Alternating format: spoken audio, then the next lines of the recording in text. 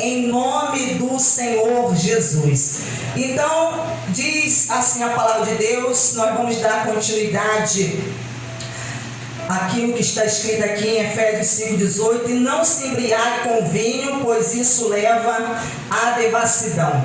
Então, nós aprendemos que se embriagar quer dizer estar cheio. É alguém que está cheio.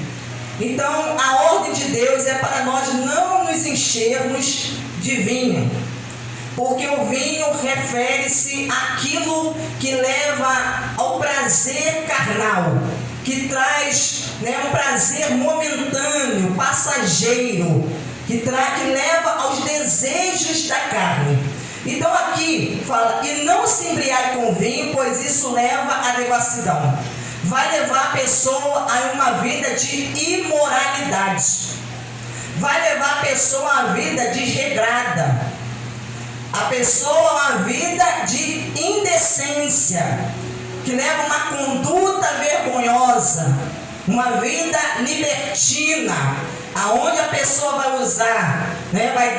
dar lugar, em vez de ela ter a liberdade, ela vai usar essa liberdade para dar ocasião à sua carne, a esses desejos carnais. Então ela vai levar ela a um comportamento que ela vai se entregar desmedidamente a esses prazeres sexuais.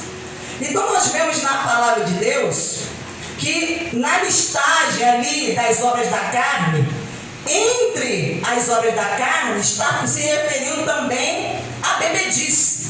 Então o apóstolo Paulo, usado pelo Espírito Santo, ele fala para as pessoas que mortificarem a sua carne, porque uma das obras da carne é a bebedice, é levar a pessoa à embriaguez. Então nós vemos aqui as consequências da pessoa que se embriaga, porque a embriaguez, ela traz um prazer momentâneo, uma alegria, uma euforia, leva a pessoa a uma felicidade, mas isso tudo momentâneo. Leva a pessoa a perder o equilíbrio de si mesmo, o seu domínio emocional, a perda da consciência, sonolência, leva o quê? A perda parcial ou total da memória, nós vemos isso, leva a confusão mental, falta de moderação, fala arrastada ou dificuldade na fala, instabilidade ou problemas de coordenação motora, instabilidade emocional e até o que? A depressão. Leva a pessoa a ficar deprimida. Aleluia. Então nós vemos aqui: e não se embriague com vinho, pois isso leva à devassidão, mas deixe-se encher do Espírito. Então nós vemos aqui duas ordenanças de Deus: uma é para não se embriagar de vinho, e a outra é para se encher do Espírito Santo. Glórias a Deus. Agora abra a sua Bíblia em Lucas, capítulo de número 1.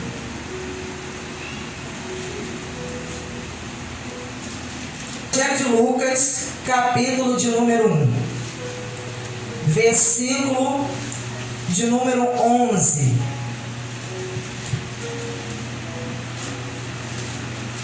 Aqui no capítulo 1 de Lucas, aqui fala sobre, a respeito de Zacarias e sua mulher chamada Isabel, a qual a Bíblia relata que era estéreis, que ambos eram avançados em idade.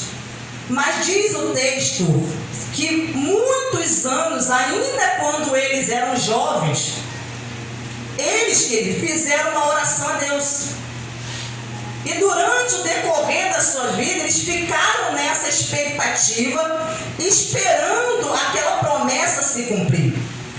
E diz aqui que um determinado dia, quando Zacarias estava no santuário, no templo, para exercer a sua função como sacerdote, diz assim: e eis que apareceu a Zacarias um anjo do Senhor em pé à direita do altar do incenso. Ao vê-lo, Zacarias ficou assustado, e o temor se apoderou dele. E o anjo, porém, lhe disse: não tenha medo, Zacarias, porque a sua oração foi ouvida. Isabel, sua esposa, dará à luz um filho, a quem você dará de João. Você ficará alegre e feliz, e muitos ficarão contentes com o nascimento dele, pois ele será grande diante do Senhor. Não beberá vinho nem bebida forte, e será cheio do Espírito Santo, já desde o ventre materno. Ele converterá muitos dos filhos de Israel ao Senhor seu Deus, e irá diante do Senhor no espírito e poder de Elias, para converter o coração dos pais aos filhos, converter os desobedientes à prudência do justo, e habilitar para o Senhor um povo preparado. Querido, então nós vemos aqui através desse texto que quando uma pessoa ela nasce para cumprir um propósito de Deus, essa pessoa ela tinha que se abster do vinho. E essa pessoa que a Bíblia fala estava se referindo a João Batista, que já desde o ventre materno, né, ele foi cheio do Espírito Santo. E quando ele nasceu, a recomendação dada pelo anjo do Senhor aos seus pais é que ele não poderia tomar bebida forte, vinho, bebida forte. Ele teria que se abster de bebida forte, porque a vida dele nasceu para cumprir o propósito de Deus. Então ele teria que ter uma vida separada, uma vida consagrada ao Senhor. Por isso Deus ele fala para não nos embriagarmos com o vinho, porque o vinho está fazendo uma referência à carne, está fazendo uma referência à carne. As pessoas que se entregam ao prazer da carne, se deixam dominar pela carne. Então, a instrução do anjo, que nós acabamos de ler aqui no versículo 14, você ficará alegre e feliz, e muitos ficarão contentes com o nascimento dele, pois ele será grande diante do Senhor, não beberá bebida forte, né, nem vinho, e será cheio do Espírito Santo já desde o ventre materno. Quer dizer, desde o ventre materno. E isso aconteceu quando Maria estava grávida de Jesus e foi à casa de Isabel. E quando Isabel, né, sauda a Maria, naquele momento o Espírito Santo ele se aposta de Isabel. E ali Isabel, tanto Isabel como João Batista, foram cheios do Espírito Santo. Mas qual era a recomendação? Que João Batista não poderia, querido, beber vinho e nem bebida forte, porque a vida dele seria uma vida dedicada a Deus, uma vida separada. O que nós aprendemos com isso? Que todo aquele, querido, que nasceu para cumprir um propósito de Deus, ele tem que ter uma vida separada.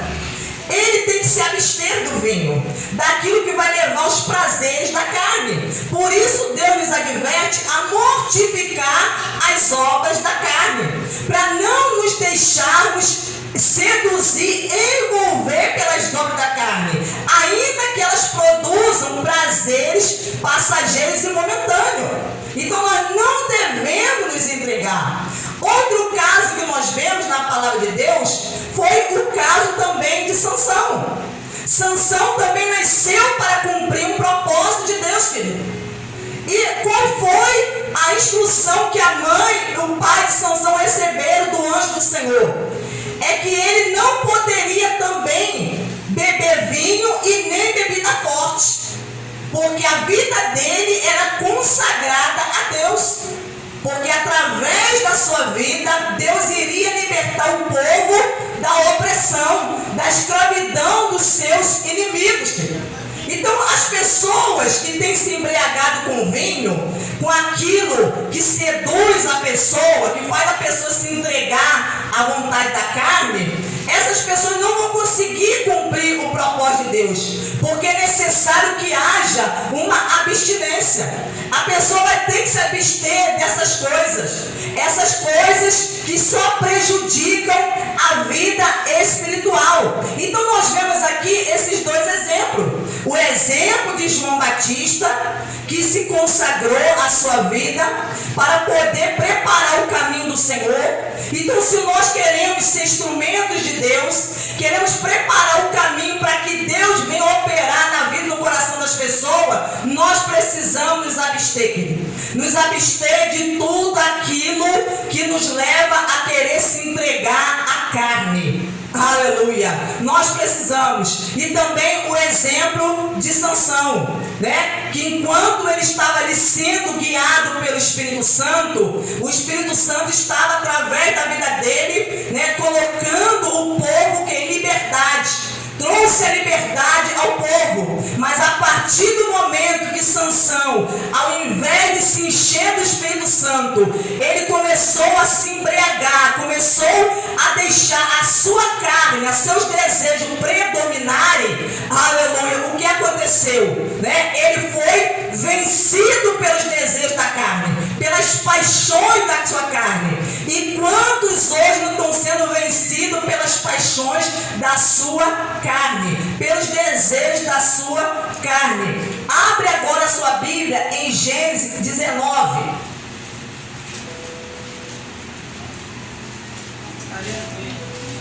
Gênesis 19, versículo de número 30. Aqui no texto de Gênesis 19, fala sobre a destruição de Sodoma e Gomorra.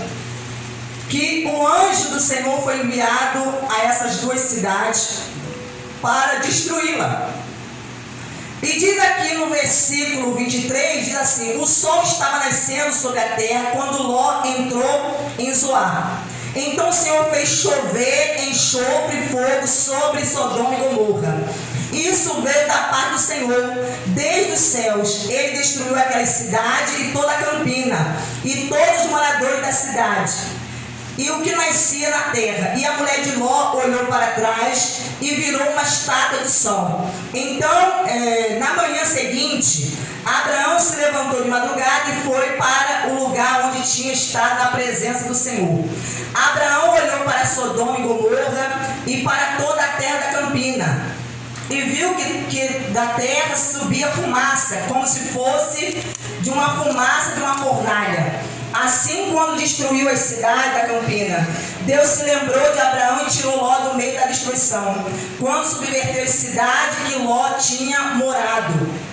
Ló partiu de Zoar e habitou no monte, ele e as duas filhas, porque receavam permanecer em Zoar. Então Zoar era uma pequena cidade que ficava ali próxima de Sodoma e Gomorra. Mas Ló toma a decisão de sair dessa cidade e ele vai para o monte. E diz aqui: Ló habitou numa caverna e com ele as duas filhas. Então a primogênita disse à mais moça: nosso pai está velho e não há homem na terra que venha unir-se conosco, segundo o costume de toda a terra. Venha, vamos embebedá-lo com vinho, deitemo-nos com ele e conservemos a descendência de nosso pai. Naquela noite deram de beber vinho a seu pai, e entrando a primogênita se deitou com ele, sem que ele notasse, nem quando ela se deitou, nem quando se levantou. No dia seguinte, a primogênita disse à mais nova: ontem à noite deitei-me com meu pai, vamos embebedá-lo também esta noite. Entre e deite-se com ele, para que preservemos a descendência do nosso pai. De novo, naquela noite, deram de beber vinho a seu pai, e entrando a mais nova, se deitou com ele, sem que ele o notasse, nem quando ela se deitou, nem quando se levantou. E assim as duas filhas de Ló ficaram grávidas do próprio pai. A primogênita deu à luz um filho e lhe deu o nome de Moabe. Este é o pai dos Moabitas até o dia de hoje. A mais nova também deu à luz um filho e lhe deu o nome de Ben-Amim. Este é o pai dos Amonitas até o dia de hoje. Então nós vemos aqui que Deus, salvou a Ló. Salvou a Ló do juízo que veio sobre a cidade de Sodoma e Gomorra. E Ló então vai habitar na cidade de Zoar, e ele sai, vai habitar no monte, vai morar numa caverna. E as suas duas filhas, tanto a mais velha quanto a mais nova, tomam uma decisão. Porque no pensamento delas, elas acreditavam que todos os homens haviam morrido, sido destruídos. E elas pensaram, não há homens mais sobre a terra para que nós possamos nos casar, para que nós possamos dar descendência, termos uma descendência. Se nós não tivermos filhos, a nossa descendência vai terminar aqui. Nós vamos morrer, nosso pai vai morrer, nós vamos morrer e a nossa descendência vai terminar aqui. Mas, querido, então elas tomam essa decisão. Elas entram num acordo de embebedarem o seu pai com vinho, porque aqui está se referindo a um vinho alcoólico que leva à embriaguez. Diz aqui no versículo 32, venha, vamos embebedá-lo com vinho, deitemos-nos com ele e conservemos a descendência do nosso pai. Então você vê que, olha o plano que elas tiveram para poder dar continuidade à descendência do seu pai. O plano de embebedá-lo. E através dessa embriaguez, porque elas embriagaram seu pai, o que aconteceu? Eles se inclinaram, cederam aos desejos, aos prazeres da carne, aos prazeres sexuais, se entregaram aos prazeres sexuais. Então a filha teve relação com o próprio pai. E isso tudo, quer dizer, consequência da embriaguez, porque elas com certeza entendiam que se ele estivesse sóbrio, se o pai delas estivesse sóbrio, Ló não concordaria com tal plano. Ele não concordaria porque ele era um homem justo. Ele não aceitaria isso. Então elas, de uma maneira maliciosa, elas então embebedam o próprio pai. Mas você vê, olha a conduta dessas duas filhas de Ló. Olha a conduta, o comportamento. Mas aonde elas aprenderam isso? Foi na cidade de Sodoma e Gomorra. Foi com as pessoas com quem elas conviviam naquela cidade. O tempo que elas habitaram, moraram na cidade de Sodoma e Gomorra, aquilo que elas presenciaram, aquilo que elas viram, aquilo que elas ouviram, elas se deixaram persuadir por aquele ambiente, por aquele espírito que estava naquela cidade, que era um espírito de prostituição, que era um espírito de homossexualismo, era um espírito que estava ali naquela cidade. Então elas, querido, mesmo saindo daquela cidade, elas carregaram, aquilo influenciou no modo delas de pensar, nas suas atitudes. Elas começaram a pensar que aquilo ali era algo normal, que aquelas práticas eram normais, a ponto delas decidirem, vamos embebedar o nosso pai, vamos deixar ele completamente embriagado, que ele não vai ter como reagir, não vai ter forças para reagir, para dizer não, ele não vai nem saber o que aconteceu, porque não é assim que acontece. Como nós lemos aqui os sintomas de uma pessoa que está cheia, embriagada com o vinho, a pessoa, ela perde a memória, ela esquece das coisas, ela faz as coisas e no outro dia você vai perguntar, fulano, o que você fez? Não me lembro. As pessoas que vão e relatam para ela o que aconteceu. Venham, vamos embebedá-lo com vinho, deitemos com ele e conservemos a descendência do nosso pai. Naquela noite deve beber vinho a seu pai. E entrando a primogênita, se deitou com ele, sem que ele o notasse. Quer dizer, ele estava num estado tão embriagado que ela se deitou. Ela teve relações com ele e ele nem percebeu. Ele nem percebeu o que estava acontecendo, porque ele estava sob o efeito do álcool. Ele estava sob o efeito do álcool. E diz aqui, naquela mesma noite, tendo de beber, vinha seu pai, e entrando a primogênita, se deitou com ele, sem que ele notasse, nem quando ela se deitou, nem quando se levantou. No dia seguinte, a primogênita disse à mais nova: ontem à noite deitei-me com meu pai, vamos embebedá-lo também esta noite. Entre e deite-se com ele, para que preservemos a descendência do nosso pai. De novo, naquela mesma noite, deram de beber vinho a seu pai, e entrando a mais nova, se deitou com ele, sem que ele o notasse, nem quando ela se deitou, nem quando se levantou. E assim as duas filhas de Ló ficaram grávidas do próprio pai.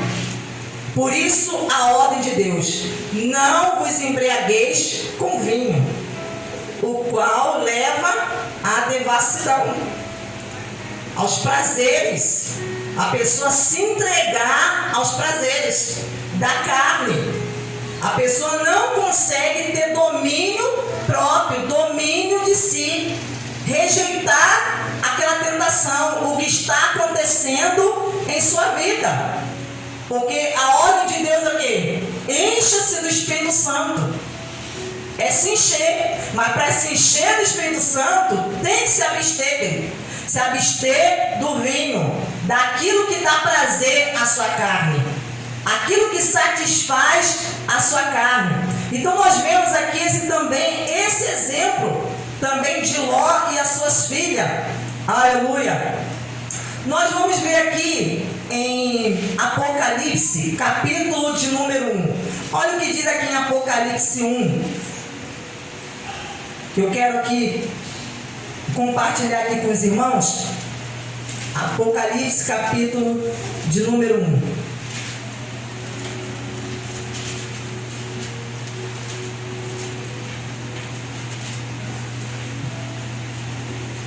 Diz assim, no versículo número 4.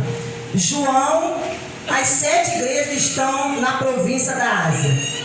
Que a graça e a paz esteja com você, da parte daquele que é, que era, que há de vir, da parte dos 7 Espíritos que estão diante do seu trono, e da parte de Jesus Cristo, a fiel testemunha, o primogênito dos mortos, o soberano dos reis da terra. Aquele que nos ama e pelo seu sangue nos libertou dos nossos pecados e nos constituiu reino e sacerdote para o seu Deus e Pai. A Ele a glória e o domínio para todo sempre. Amém. O que eu quero destacar aqui nesse versículo de número 5, que diz assim, no versículo do número 6, e nos constituiu reino. Quando fala de reino, está se referindo a reis. Através de Jesus, por meio da nova aliança, nós fomos constituídos reis. E nós fomos constituídos também sacerdotes para Deus. Então, o que fazia o sacerdote?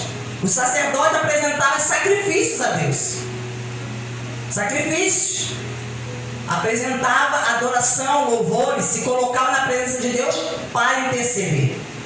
Então, nós fomos feitos sacerdotes. Nós recebemos essa posição espiritual em Cristo. Fomos feitos sacerdotes. E também fomos feitos reis. E nos constituiu reis, para que nós venhamos reinar. Agora você abre a sua Bíblia também em 1 de Pedro, capítulo de número 2, que diz assim: vocês, porém, são geração eleita, sacerdócio real, nação santa, povo de propriedade exclusiva de Deus, a fim de proclamar a virtude daquele que os chamou das trevas para a sua maravilhosa luz. Então eu quero que você preste atenção nesses 2 textos que nós acabamos de ler, tanto em Apocalipse, capítulo 1, versículo 6, e também 1 de Pedro 2, 9. Vocês, porém, são geração eleita. Está se referindo àqueles que foram escolhidos por Deus. sacerdócio real. Então aqui está se referindo às duas posições espirituais. A primeira posição, sacerdote, e a segunda posição, reis. Então, querido, nós vemos aqui essas duas posições. Então, essas duas posições, tanto o sacerdote como o rei, eles eram instruídos, proibidos por Deus, de o quê? De se embriagarem de vinho. Abra a sua Bíblia agora em Levítico. Olha o que Deus diz aos sacerdotes. Levítico de número 10, versículo de número 8. Então o Senhor falou a Arão dizendo: você e seus filhos não devem beber vinho ou bebida forte. A bebida forte, tanto o vinho quanto a bebida forte, está se referindo à bebida fermentada, bebida alcoólica. A bebida forte, ela era feita o quê? De cevada.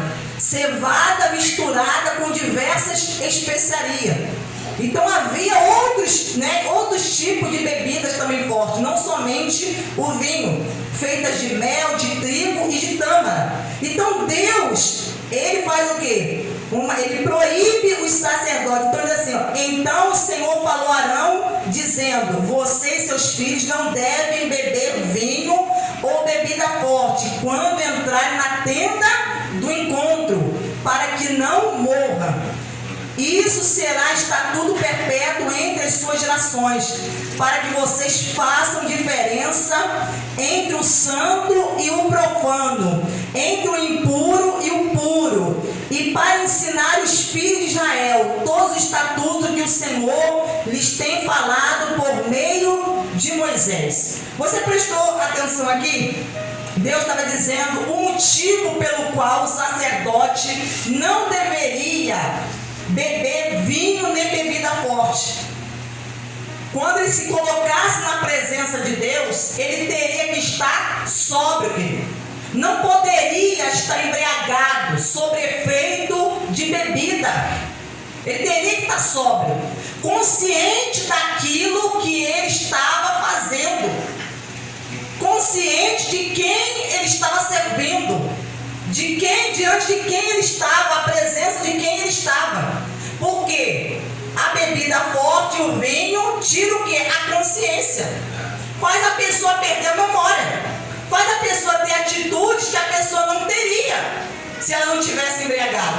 Então ele fala que quando eles entrassem na tenda do encontro, entrassem ali no tabernáculo para oferecer a Deus o sacrifício, interceder, adorar a Deus, eles não deveriam estar sob efeito de bebida, embriagado. Porque Deus falou, se vocês fizerem isso, vocês vão morrer. E por que muitos hoje, que são sacerdotes de Deus, foram chamados por Cristo, são salvos, queridos, estão morrendo espiritualmente? Porque a pessoa não quer se abster do vinho. A pessoa não quer se abster do vinho, o que leva à devassidão, a se entregar aos prazeres da carne. A pessoa vai se entregando aos prazeres da carne, vai se entregando, não quer se abster, não quer fazer morrer a sua natureza carnal, e a consequência disso é a morte espiritual. Deus está falando, não entra na minha presença assim, porque se você entrar, você vai morrer. Porque Ele está falando, porque Ele é um Deus, o quê? Ele é um Deus santo. Isso será estatuto perpétuo entre as suas gerações, para que vocês façam diferença entre o santo e o profano. Deus está falando, se vocês entrarem embriagados, vocês não vão conseguir ter discernimento, vocês não vão conseguir ter sabedoria para poder fazer a diferença entre aquilo que é santo e aquilo que é profano, entre o impuro e o puro. E para ensinar os filhos de Israel